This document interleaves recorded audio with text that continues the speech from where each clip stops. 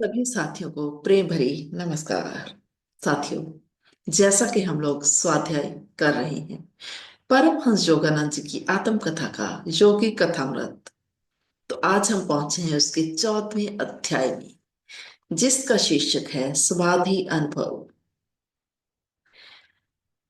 तो इसके लिए पहले हम चलते हैं। जैसे कि पिछले अध्याय के दौरान हमने देखा कि परमहंस योगानंद जी अपने गुरु जी को छोड़कर चले जाते हैं राम गोपाल मजूमदार जी के पास, क्योंकि वो चाहते हैं कि वो हिमालय पहाड़ों में जाकर वहां पर ध्यान साधना करें। वो समझते हैं कि वहां पर जाकर ईश्वर प्राप्ति जो है ज्यादा आसान होगी। लेकिन राम गोपाल मजूमदार उनको समझाते हैं कि उनके जो गुरु हैं वो उनके पास वापस चले जाएं, क्योंकि वो पूरी तरह से ईश्वर प्राप्त गुरु हैं और उनसे ही उनको ईश्वर की प्राप्ति हो सकती है। तो इस तरह से परमहंस योगानंद जी वापस आ जाते हैं अपने गुरु के पास। लेकिन वो काफी शर्मिंदा है उस वक्त, और आकर गुरुदेव के पास कहते हैं, गुरुदेव मैं आ गया। उनका चेहरा बहुत ही शर्मसार है, लेकिन वो हैरान हो जाते हैं ये देखकर कि उनके गुरु के व्यवहार में कोई फर्क नहीं है। बल्कि वो बहुत ही साधारण तरीके से उन्हें कहते हैं, चलो चलकर रसोई घर में देखते हैं कि खाने पीने के लिए क्या है। तो वो इस तरह से व्यवहार कर रहे थे जिस तरह से परमहंस योगानंद जी कुछ दिनों के लिए नहीं बल्कि कुछ घंटों के लिए ही कहीं गए हों। ये देखकर वो और ज्यादा शर्मिंदा हुए जा रहे हैं और वो कहते हैं अपने गुरुदेव से, गुरुदेव आश्रम में दी गई आपकी जिम्मेदारियों को मेरे द्वारा बीच में ही छोड़कर चले जाने से आप कितने दुखी हुए होंगे। मुझे तो ये लग रहा था कि आप बहुत ज्यादा गुस्से में होंगे।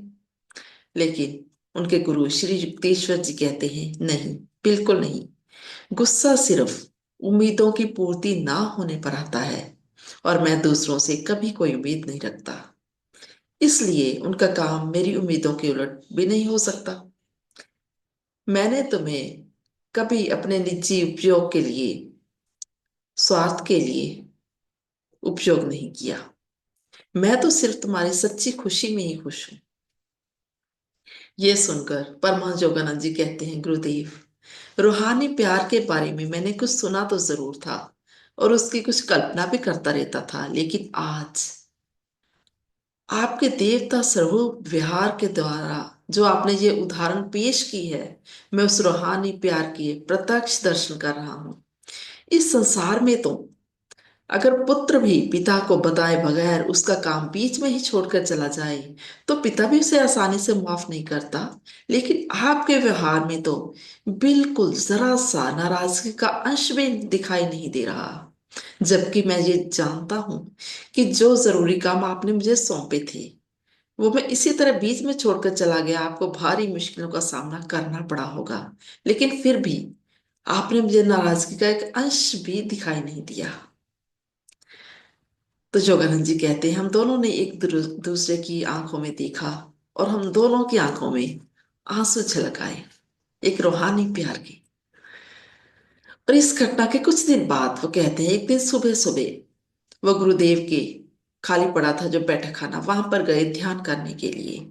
जबकि वो कहते हैं कि उनका मन विचारों में इतना ज्यादा उलझा हुआ था उस वक्त कि वो बिल्कुल भी ध्यान कर नहीं पा रहे थे, लेकिन फिर भी वो बैठे ध्यान करने के लिए। अचानक से नीचे से आवाज आई गुरुदेव की। वो बोले, मुकंद। उन्होंने 2 बार आवाज लगाई, लेकिन कोई जवाब नहीं दिया योगानंद जी ने। वो कहते हैं कि मैं हठ पूर्वक फिर भी बैठा ही रहा, लेकिन तीसरी बार जब गुरुदेव ने मुझे आवाज लगाई तो उनकी आवाज में तलखी थी। तो योगानंद जी ने जवाब दिया, गुरुदेव मैं ध्यान कर रहा हूं। तो ये सुनकर गुरुदेव बोले, मैं जानता हूं तुम किस तरह का ध्यान कर रहे हो, आंधी में उड़ रहे पत्तों के जैसे, अपने मन के विचारों के साथ। जहां आओ मेरे पास। जब उन्होंने ये शब्द कहे तो योगानंद जी कहते हैं कि मुझे ऐसा लगा कि मेरा भेद खुल गया। तो इस तरह की आत्महीनता के साथ, उदास मन के साथ मैं गुरुदेव के पास पहुंच गया। तो जब पहुंचा तो गुरुदेव बोले, नादान बच्चे, जो तुम्हें चाहिए वो तुम्हें पहाड़ नहीं दे सकते। तुम्हारे दिल की मुराद जरूर पूरी होगी। जब ये बात बोले तो योगानंद जी कहते हैं, गुरुदेव कभी कभी ही इस तरह की गहरी भाषा का प्रयोग किया करते थे। तो आज फिर वो सोचने लगे कि इसका अर्थ क्या है, गुरुदेव ने ऐसा क्यों कहा कि आज तुम्हारे दिल की मुराद पूरी होगी। तो ये कहने के साथ ही उन्होंने क्या किया, जहां पर हमारा दिल होता है वहां पर, वो कहते हैं, उन्होंने प्यार से थपकी दी। और जैसे ही उनके थपकी दी, तो योगानंद जी कहते हैं कि मेरा शरीर पूरी तरह से निश्चल हो गया। सुहास श्वास तेजी के साथ फेफड़ों से बाहर इस तरह से खींचे गए, जिस तरह से बड़ी ताकत वाले चुंबक से श्वास को किसी ने बाहर खींच लिया हो। वो कहते हैं आत्मा और मन झटपट शरीर के बंधन से मुक्त हो गए, और किसी तीखी तेज रोशनी की धारा मेरे शरीर के रोम रोम में से बाहर को प्रवाहित हो रही थी, और स्थूल शरीर अस्थिपंजर की तरह हो गया। लेकिन फिर भी वो कहते हैं मुझे अपनी गहरी चेतनता का एहसास हो रहा था, कि जैसे मैं पहले कभी भी पूरी तरह से जिंदा नहीं रहा। अपने वजूद का ज्ञान मेरे चारों तरफ मौजूद अणुओं परमाणुओं में फैल रहा था, और दूर सड़कों पर चल रहे लोग मेरे अपने ही दूर स्थित घेरे में चल रहे मुझे प्रतीत हो रहे थे। और धरती की धुंधली सी पारदर्शिता में पेड़ों और पौधों की जड़ों तक दिखाई दे रही थी, और उनकी जड़ों में बह रहा रस प्रवाह भी दिखाई दे रहा था। वो कहते हैं कि आसपास का पूरा चौगिरदा पूरी तरह से पारदर्शी हो गया था, और सिर्फ सामने की ओर देख सकने वाली आंखों की मेरी साधारण नजर अब चारों ओर देखने वाली विशाल मंडराकार दृष्टि में परिवर्तित हो गई थी, जिसमें एक ही समय में मैं सबको देख पा रहा था। अपने माथे के पीछे भी दूर दूर तक चलते हुए लोगों को मैं देख रहा था। और एक सफेद गाय आश्रम के गेट के पास पहुंची, तो मैं उसको देख पा रहा था, इस तरह से जैसे कि मैं अपनी भौतिक आंखों से देखता हूँ। और जब वो गाय आश्रम के आंगन की जो दीवार थी उसके पीछे चली गई, फिर भी वो बोले, मैं उसको वैसे ही स्पष्ट रूप से देख पा रहा था। मतलब जो दीवार है वो नजर ही नहीं आ रही थी। और वो कह रहे हैं कि मेरी विशाल दर्शी दृष्टि में सभी वस्तुएं तेज चलने वाले चलचित्र की तरह कांप रही थी, और सिनेमे की रील की तरह घूम रही थी। और मेरा शरीर, गुरुदेव का शरीर, चारों तरफ से थमलों के साथ घिरा हुआ आंगन, फर्नीचर, फर्श, पेड़ पौधे, धूप अक्सर ही तेजी के साथ उत्तेजित होकर वो उस वक्त तक हरकत करते रहते जब तक सारा कुछ प्रकाश के समुद्र में लीन न हो जाता। जिस सभी कुछ को अपने आप में जजब कर लेने वाला ये प्रकाश कभी कभी किसी आकार का रूप धारण कर लेता, और फिर उसी प्रकाश में लीन हो जाता। वो कहते हैं मेरी आत्मा के शांत अंतहीन किनारों के ऊपर आनंद का समुंदर जैसे छल्ले मार रहा था, उसकी लहरें उठ रही थी। वो कहते हैं कि मैंने ये महसूस किया कि ईश्वर का स्वरूप भी अनंत आनंद है। अनगिनत प्रकाश के तंतु उसका शरीर है। मेरे अंदर से उमड़ते हुए रूहानी प्रकाश ने फैलते फैलते शहरों, महाद्वीपों, पृथ्वी, सूर्य मंडल, तारामंडल, निहारिका पुंज और परिवर्तनशील ब्रह्मांडों को अपने आप में समा लिया था। वो कहते हैं ये प्रकाश अगह रूप में सूक्ष्म था। ग्रह मंडल के आकाश स्थूल प्रकाश थे। एक अनंत शक्ति से रूहानी किरणों का विस्तार हो रहा था, और प्रकाश मंडल की चमकती आकाश गंगाओं में वो बदल रहा था। वो कहते हैं मुझे ये ज्ञान हो गया कि इस अलौकिक स्वर्ग का केंद्र मेरे दिल के अंदर मौजूद अंतर्ज्ञान ही इसका केंद्र बिंदु है।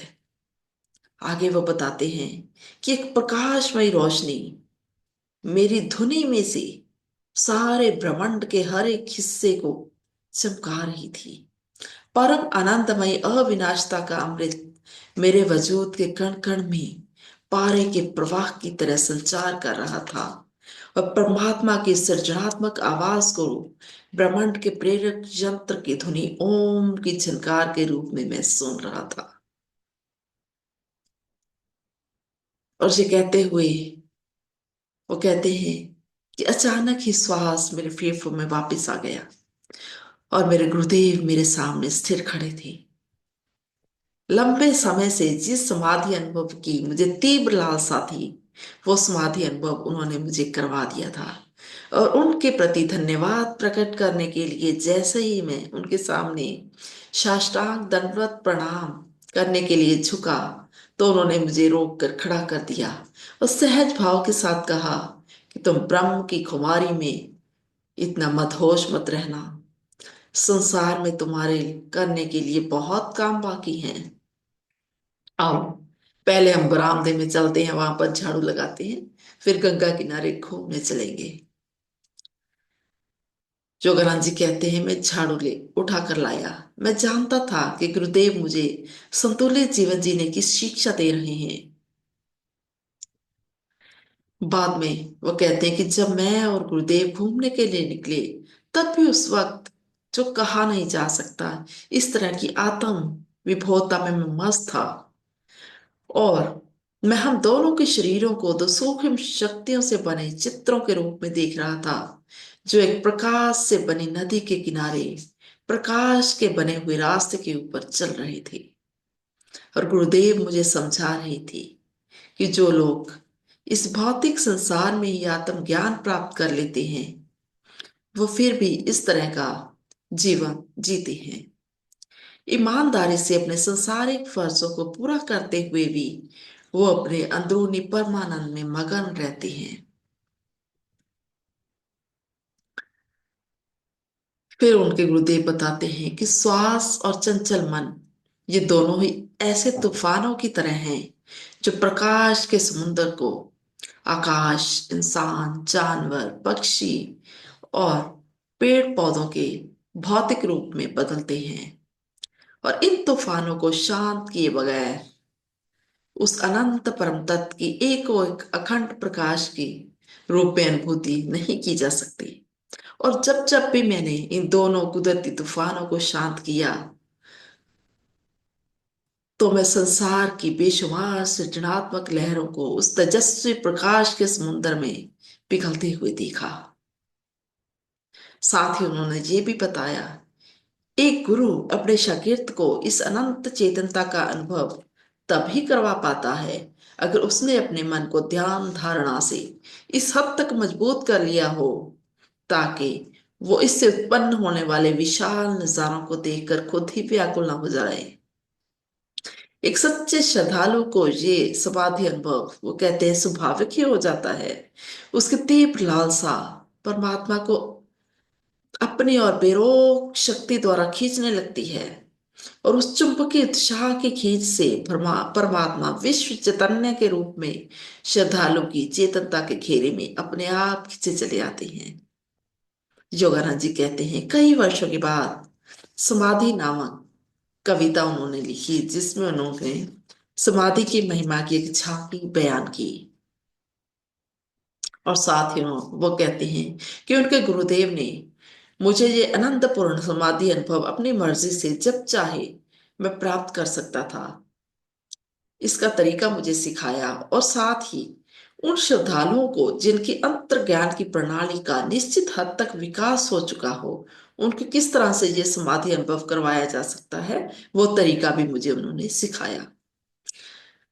वो कहते हैं कि इस पहले समाधि अनुभव के कुछ महीने के बाद हर रोज मुझे ये बात समझ में आती रही कि उपनिषदों में परमात्मा को रस स्वरूप क्यों कहा गया है। क्यों कहा गया है कि परमात्मा बहुत ज्यादा रसदायक है। वो कहते हैं कि जबकि मैं ये जान भी रहा था, फिर भी एक दिन मैं अपने गुरुदेव के पास प्रश्न लेकर पहुंचा और कहा, गुरुदेव, मैं ये जानना चाहता हूं कि मुझे ईश्वर प्राप्ति कब होगी। तो ये सुनकर गुरुदेव बोले, तुम्हें ईश्वर प्राप्ति हो चुकी है। लेकिन योगानंद जी फिर कहते हैं, नहीं गुरुदेव, मुझे इस तरह से नहीं लगता। तो गुरुदेव हल्का सा मुस्कुराए और कहा कि मुझे यकीन है कि तुम ब्रह्मांड के किसी जीवाणु रहित साफ सुथरे कोने में सिंहासन के ऊपर सुशोभित किसी आदर योग भद्र पुरुष को ईश्वर नहीं मान रहे। मतलब वो कह रहे हैं कि कहीं तुम किसी व्यक्ति को तो ईश्वर नहीं समझ रहे। और साथ ही में जो कह रहे हैं, फिर मैं ये देख रहा हूं कि तुमने ये महसूस कर लिया है कि चमत्कारी शक्तियों का मालिक होना ही ईश्वर प्राप्ति का पक्का सबूत नहीं, क्योंकि कोई व्यक्ति पूरे ब्रह्मांड को काबू में रखने की शक्ति प्राप्त कर सकता है, लेकिन फिर भी ईश्वर को प्राप्त करना उसकी पहुंच से बाहर रह सकता है। साथ ही वो बताते हैं कि आध्यात्मिक उन्नति को बाहरी शक्तियों के प्रदर्शन के द्वारा कभी भी मिनती नहीं की जा सकती, बल्कि उनका मापदंड केवल ये है कि श्रद्धालु ध्यान में आनंद की कितनी ज्यादा डूंघाई में, कितनी ज्यादा गहराई में उतरता है। उन्होंने बताया कि परमात्मा नित्य नवा आनंद है। जैसे कि हम भी पढ़ते हैं गुरबाणी में, साहेब मेरा नित्य नवा। यही बात वो कह रहे हैं कि परमात्मा नित्य नया आनंद है, वो अनंत है। और जैसे जैसे ही हम वर्षों तक ध्यान करते चले जाते हैं, तैसे तैसे ही वो अनंत प्रवीणताओं के द्वारा हमारा दिल बहलाता चला जाता है। वो कहते हैं कि दुनियावी खुशियों से हम कितनी जल्दी उगता जाते हैं, क्योंकि दुनियावी चीजों की ख्वाहिश अंतहीन है। इंसान इनसे कभी भी पूरी तरह से तो संतुष्ट नहीं हो सकता। एक इच्छा पूरी होने के बाद दूसरी इच्छा के पीछे वो दौड़ने लगता है।